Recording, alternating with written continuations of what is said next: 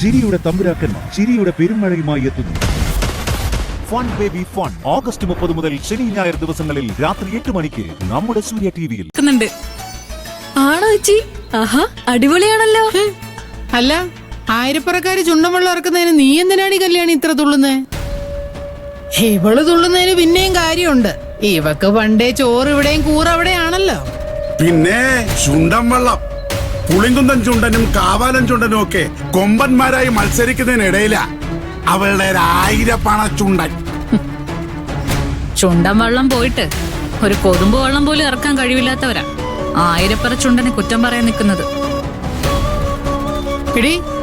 ആഹാ, അതെ, ഒരു ചുണ്ടൻ വെള്ളമൊക്കെ ഇറക്കാനുള്ള കൽപ്പൊക്കെ ഇപ്പൊ അങ്ങേർക്കുണ്ട്. അമ്മ എന്തേ പറയുന്നേ? ഒരു ചുണ്ടൻ വെള്ളം ഇറക്കണെങ്കിലേ കോടികൾ വേണം, അറിയോ? ഇന്ന് ശാന്തപ്പം വിചാരിച്ചാലേ അതങ്ങ് നടക്കും. കാണണോ? നേരും നെറിയും അന്തസ്സും ഉള്ളവർക്ക് പറഞ്ഞിട്ടുള്ളതാ ഇതൊക്കെ. നീ ശാന്തപ്പനെ അന്തസ്സൊന്നും പഠിപ്പിക്കണ്ട. അത് പഠിപ്പിക്കാൻ പറ്റില്ലല്ലോ, ജീവിതത്തിൽ ഉണ്ടായി വരേണ്ടതല്ലേ. ഈ നിക്കുന്നതേ നിന്റെ തന്തയാണെന്നുള്ള ഓർമ്മ വേണം. ഓർക്കാൻ വേണ്ടി ഒരുപാടുണ്ടല്ലോ. ചേച്ചി ചുമ്മാ ഇവരടുത്തൊന്ന് തർക്കിച്ചിങ്ങാണ്ട് വന്നേ. ഇവളങ്ങ് കെട്ടിപ്പോയാലേ നീ പിന്നെയും ജീവിക്കേണ്ടത് ഇവിടെയാ. ഇവളിവിടെ ജീവിക്കും, കല്ലൂന്റെ പേരിലുള്ള ഇവളുടെ സ്വന്തം വീട്ടില്. ഒന്ന് നിന്നേ. ഞാനൊരു കാര്യം തീരുമാനിച്ചു. ആയിരപ്പറ ചുണ്ടനെതിരെ ഞാനൊരു ചുണ്ടനെ ഇറക്കും. ഒന്നാമത് എത്തുകയും ചെയ്യും.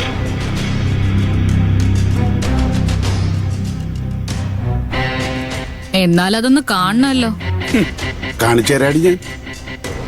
ഇനിയൊരു വള്ളം ഇറക്കിയിട്ടെ ഞാൻ നിന്റെ മുന്നിൽ വരും. അതെ, ഇതല്ല നന്നായി. ഇനി നിങ്ങൾ എന്റെ മുന്നിൽ വരില്ലല്ലോ.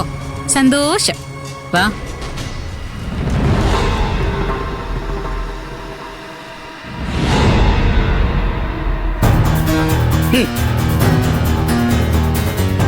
മനുഷ്യ,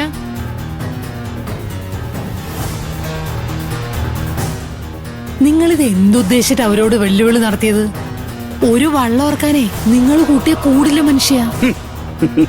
എടീ, ബാബുക്കുട്ടൻ വിചാരിച്ചാൽ നടക്കാത്ത ഒന്നുമില്ല. നീ കണ്ടോ?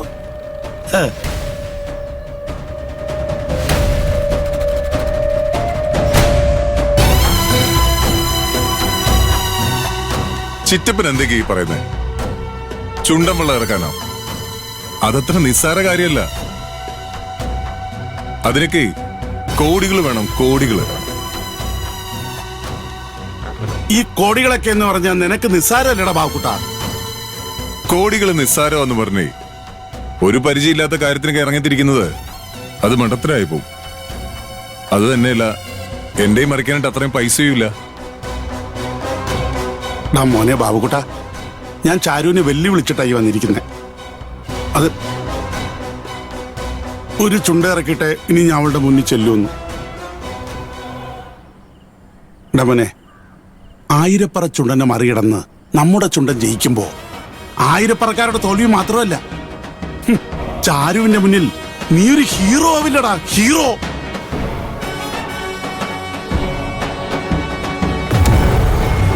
ബാബുക്കുട്ട, ഒന്ന് സമ്മതിക്കടാ, സമ്മതിക്കും. നീ വിചാരിച്ച നടക്കും. എപ്പോഴും നീ തന്നെയല്ലേ പറയുന്നത് ബാബുക്കുട്ടൻ വിചാരിച്ചാൽ നടക്കാത്ത ഒന്നുമില്ലെന്ന്.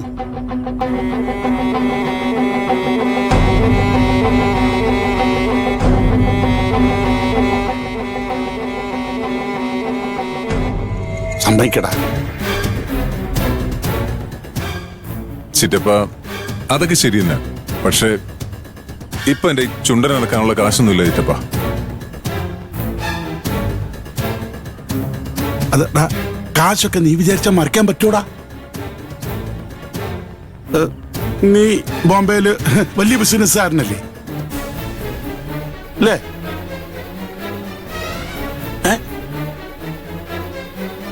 പിന്നെ അതെ, നീ ഒരു കാര്യം മാത്രം ഓർത്താ മതി.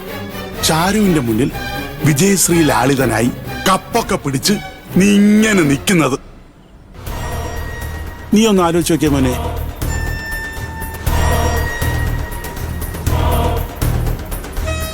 അപ്പോ അതുകൊണ്ട് ചാരുവിനെ കല്യാണം കഴിക്കാൻ പറ്റുമോ? അങ്ങനെയല്ല. ഡാ, ചിലപ്പോ അവക്ക് മനമാറ്റം വന്നാലോ?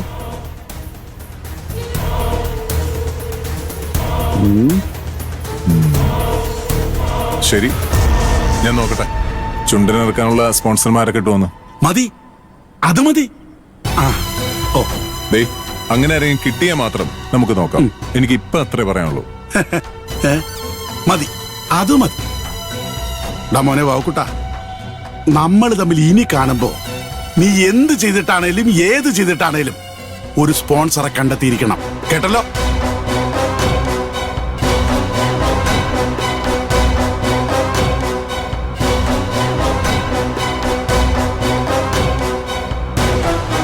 നടക്കും.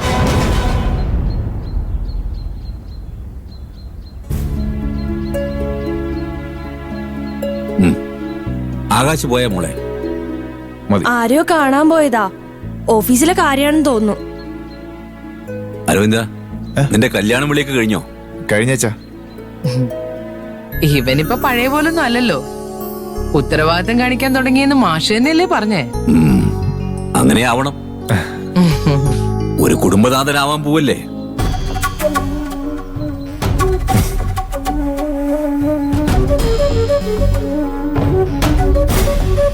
വേണോടാ? ബല മതി.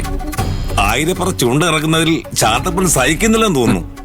ശാന്തപ്പൻ ഒന്നും സഹിക്കില്ലല്ലോ. അവന്റെ സ്വഭാവം നമുക്ക് അറിയാവുന്നല്ലേ. അതല്ല ബാല, അവനും വള്ളം ഇറക്കാൻ പോകുന്നാ കേട്ടത്. നമ്മുടെ കായൽക്കരയിലെ കാവേരി ചുണ്ടൻ വെറുതെ അടക്കിയല്ലേ, അവിടെ പോയി അവരോട് വില ചോദിച്ചെന്ന്. ഇപ്പൊ അവൻ ശാന്തപ്പൻ മുതലാളിയല്ലേ, വില പറയാലോ. അവനെ വിശ്വസിച്ച് ഒരു തുഴക്കാരൻ കൂടെ കൂടില്ല. പുറമേ നാളെ ഇറക്കുമായിരിക്കും. ശാന്തപ്പനെ കൊണ്ട് ഇതൊക്കെ ചെയ്യിക്കുന്നത് ആ ബാബുക്കുട്ടനാ. അല്ല, അത് പിന്നെ ഈ ശാന്തപ്പനും ബാബുക്കുട്ടനും ഒക്കെ ഇതൊക്കെ എങ്ങനെ ഇറക്കി ജയിക്കാനാ? അതിനൊക്കെ ഒരു പാരമ്പര്യമൊക്കെ വേണ്ടേ? നമ്മുടെ വെള്ളമുള്ളപ്പോ അവരെങ്ങും എത്താൻ പോകുന്നില്ല. വെള്ളം ഇറക്കിക്കോട്ടെ, അത് ആർക്ക് വേണമെങ്കിലും ഇറക്കാം. പക്ഷേ ഇതിന്റെ നേരും നെറിയൊന്നും ആ ശാന്തപ്പനും ബാബുക്കുട്ടനും ഇല്ലല്ലോ. വെള്ളം ഇറക്കുന്നൊക്കെ ഒരു ദൈവികമായ കാര്യ. അതിൽ 100% സത്യം വേണം. എന്നാലേ ഒരു ചുണ്ടൻ ഫിനിഷിംഗ് പോയിന്റിൽ ജയിക്കൂ.